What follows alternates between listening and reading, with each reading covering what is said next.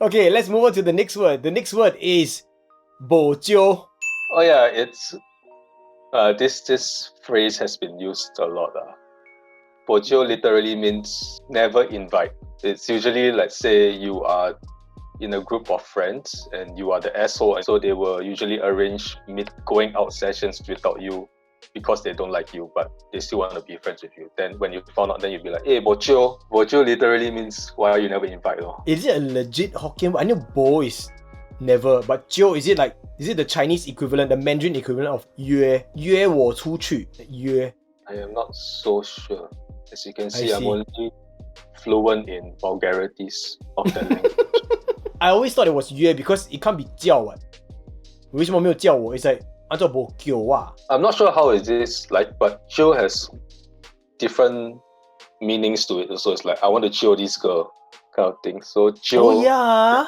Yeah, in that sense, Oh, chill is like, yeah. I want to court this girl, I want to woo this Yeah. girl. 我要追你 right? 我要追这个女孩子。Secondary school always say, hey, I want chill, you can or not? Or Oh like, yeah, you're right, man. I totally forgot about that usage and the context. Wow, clearly, I'm out of touch. I know the word has evolved to, like, you can just use jio on its own, in an English sentence, like, hey, if you want to go out, jio me, ah. Yeah, and it sounds perfectly normal. Yeah, it's like, invite me. Like, hey, don't forget to jio me, ah. But jio can be banana, right? Kim jio, right? Yeah. Oh my god, bro. My mind is being blown. Walao, pa game bojio. Yeah, it's like a super Singaporean thing. Yeah. Don't bojio. That means it's like just instead of saying jio me, you go a roundabout way to say don't invite me. Do not invite me. Yeah, so it's like a double negative. Like, don't bojio ah. I have never actually heard someone say that. Hey, don't bojio. God, my bojio. Yeah, makes sense. But you have to say in Hokkien lah, my bojio. Singaporean mentality altogether can merge like 10 different words into one simple word. Okay, next word. Next word is paiseh. Paiseh is, as the word itself, it means embarrassed. Used in different contexts, it also can be meant as sorry. Let's say you're supposed to meet this guy, then like, hey bro, why you not here yet? And then like, hey paiseh bro, I forgot about our meeting. So paiseh is like sorry in a sense. Sorry, but embarrassed kind of can, sorry lah. Another context is like, today I forget to wear underwear. I'll say I see paiseh. Like I feel very embarrassed because I forget to wear underwear. Your example also damn paiseh. Why would you even think of the example, bro? Today I forget to wear underwear. To me. In some contexts, paiseh can be maybe a little bit of excuse me, like sorry to disturb you or sorry to intrude, like excuse me, like paiseh. The word paiseh is not meant to be crude or anything. It's more like a courteous word when used in apology or like asking questions and stuff. Like in no way is it like sian or shag or bojio kind of thing. Yeah. This word also is very commonly used in like Taiwan and Malaysia, so it's quite universal. I feel very comfortable with this word. Like you can just go to Taiwan and say, oh, paiseh, they'll understand. But I think in Taiwan they pronounce it or enunciate it differently. Yeah, it didn't sound like paiseh. It sounded nothing like that as well, okay? Sorry, your craziness is influencing me, bro. I just missed the Tetris vibe. It's like, don't say 堵人, say 堵人. 我现在觉得很堵人. Paiseh. There are a lot of people that don't actually pronounce the word paiseh the way we pronounce it because we are Chinese, right? Like I realize that my Malay friends or my Indian friends usually will say it like an English word. Paiseh. Paiseh ah, bro. Yeah. Right? Yeah, but but they have the pronunciation correct. It's just the intonation is different. Ours is like paiseh. There's a paiseh, but for them it's like paiseh. Yeah, correct. I mean, because they didn't learn the Mandarin in school so much. And also, just for fun, just to add it in, when you see Singaporeans typing paiseh, usually they type in abbreviation. They just type PS. Yeah. Actually, I asked my Taiwanese friends how do they say paiseh. Because I know that the way they spell it is very different because Taiwanese, they have the Taiwan intonation, the Taiwanese phonics. Yeah. So the way they spell it is like, there's an N somewhere, man. I don't even know how there's an N somewhere, but there's an N in it. Paiseh has a semi-nasal thing. Like you can't say se with your nose. So the pi also has this nasal sound if you really think about it. But the next word, wow, my segue damn beautiful. The next word has this sound. And there's no way for you to say it if you don't have the nasally sound. It is pangseh. Pangseh. Yeah, the se come on, se. The pang itself also has a nasal sound for the nose because the Never really put much thought into it. Like, I didn't really think about it. Okay, now you make yeah, you P-A-N-G, right? The N-G is right? Pang. Pang. Se. But se is out from your diaphragm or from your It's out from lungs. diaphragm, but if you pang se, the come out what? Se. Pang se. Okay. Trying to be funny, bro.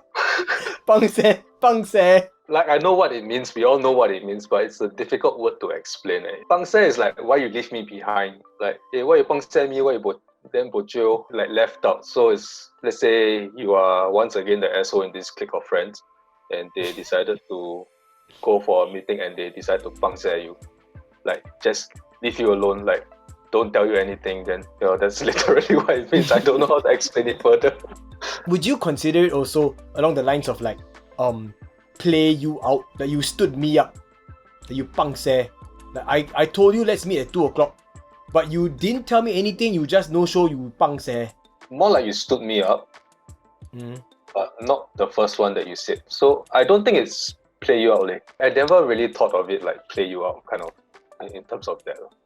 Like usually when I hear pangseh, it means like being left out. Like let's say you are studying with your friends, then your friends just went home without you. It's like you feel being pangseh, like left out, because like you were supposed to like go home together, chit chat on your way back. It works two ways. It's the same word to describe to be left out or to feel left out, right? Like if let's say I feel left out, I could say, well, you all pangseh me, or like or you pangseh me. That's when I feel left out. But I could also say like you are the one that always leaves us out, like in our group. Always this person, well, you every time pangseh leh. You every time pangseh. Yeah, it can be used. Actually, right? It's more used in the other context where you said that you always leave us out. Oh, like, you every time pangseh. Yeah. Like you be steady every time pangseh one.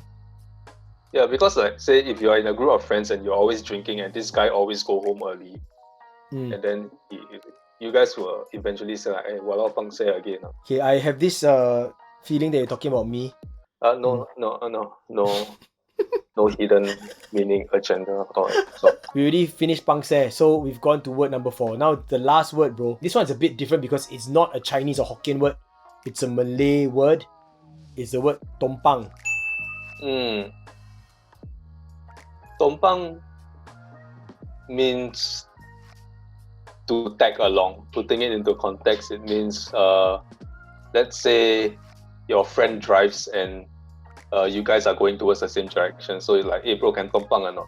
So it's like, hey bro, can I hitch a ride from you, kind of thing. So it's like tag along. I did ask a friend, Malay friend, that I should invite him to be on this show also.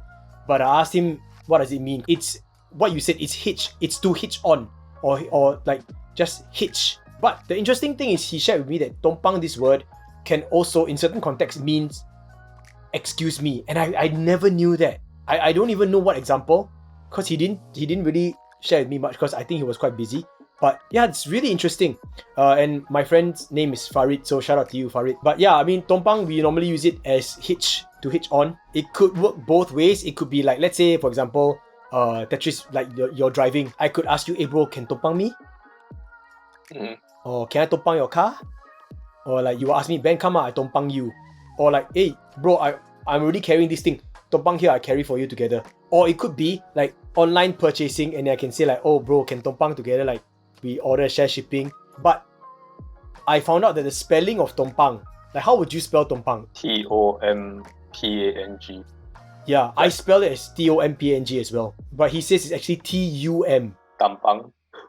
Yeah, it's not Tam lah. I think it's because if you say Tam is TAM, right? We have to think of the Malay language phonetics, right? So U is U, right? U. So it's Tumpang. According to him, he said that it's because a lot of people are lazy to enunciate the U correctly. So like, instead of saying Tumpang, they just say it fast like Tumpang. So it sounds like Tumpang. Then it evolved and because Singlish is a language that is more spoken than actually written out. People just hear it as Tumpang. Then we spell it the way we kind of hear it, Tompang, Tumpang. Yeah. Yet another one fallen to the laziness of our language. Probably I mean, if I hear what it sounds like when it's being spelled out, then it's going to be spelled out. Like Tumpang. I think it's just all the things we listened to and how we thought they were being spelled out. And I realized that I use this word and I say it without even realizing that I use it. It's just like literally like a normal correct English word to me. Hey, son, Tumpang ah. Yeah, actually a lot of the words you use today, like I tried to my best to explain about, we all use them very subconsciously. Like we didn't really thought like, hey, I must use the word sian, but it's just like, oh, sian no. Since we finished this last word, going back to what you said at the start, where you wanted to sound more professional now, do you find it a struggle to think about right words, grammatically correct words to say? Do you find it a struggle? In the past, yes, but now no, because Google exists. For me, I think the biggest struggle I had to try to speak better English was the TH sound. This and that. I forced myself and made it a habit. So now it's quite a pet peeve. Like I hate it when I hear people trying to slang and sound like a native British English or American English speaker, but then they don't pronounce the TH sounds. Actually, I never really put much thought into this, the pronunciation of thought. Just joking. The TH. Right? It's difficult, right? Yeah, it took me a long time to get used to it. It's like Chinese, right? When we want to say like the CH sounds or the ZH sounds. 1, 2, 3, 4, 5, 6, 7, 8, 9, 10. Yeah, now I just say 10个. If you were to spell it out, it's just SSSS. SSS 10个. 10个几个10个. We have to help with our fingers. 我要10个. 我要10个. 10个. Yeah. Exactly, bro. It's so strange. Like, why can't... If we just pronounced it, we wouldn't screw up. 10个, okay. But sometimes it helps to use fingers. I say you are ordering Cai Fan again. Like, Uncle, 我要4个鸡. If he can hear it as 10 chickens and he will give you 10 chickens. So that's true. That's true. It's because of the listener is also not someone who pronounces the 10 word. Yes, correct. If you say it in China, probably everyone would understand exactly what you mean now. But in Singapore, everyone, now that you brought all this up, right? I feel like Singlish is a very lazy language. You could say lazy or you could say efficient. I'd rather choose efficient. Yeah, probably efficient. Yes. I just thought of like the Chinese like if you fell down in China and then someone says, "Hey, 小弟,没事吗?" They say, 是没事 Then they're like,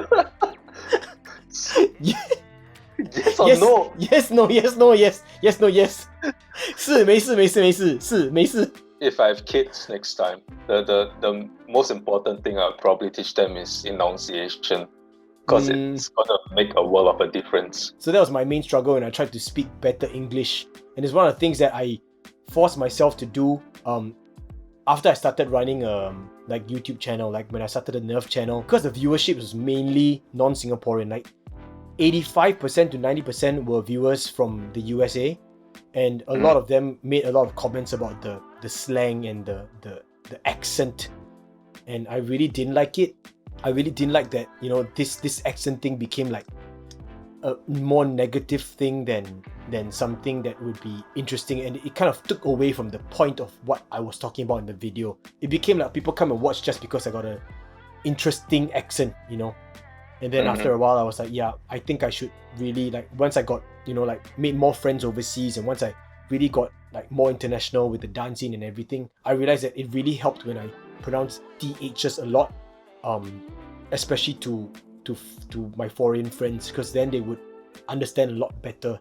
How long do you think that you took to get used to speaking better English? I can't really give a timeline because I just improve myself as time goes by. Like sometimes even right now when I try to speak properly and all, I still fumble. I still can't pronounce words properly. I tend to add in random S's into words. Most importantly for me right now is to get my point across as clearly as possible. So I try not to let my enunciation of certain words get the best of me. Maybe because I have like fat tongue or some shit, I don't know.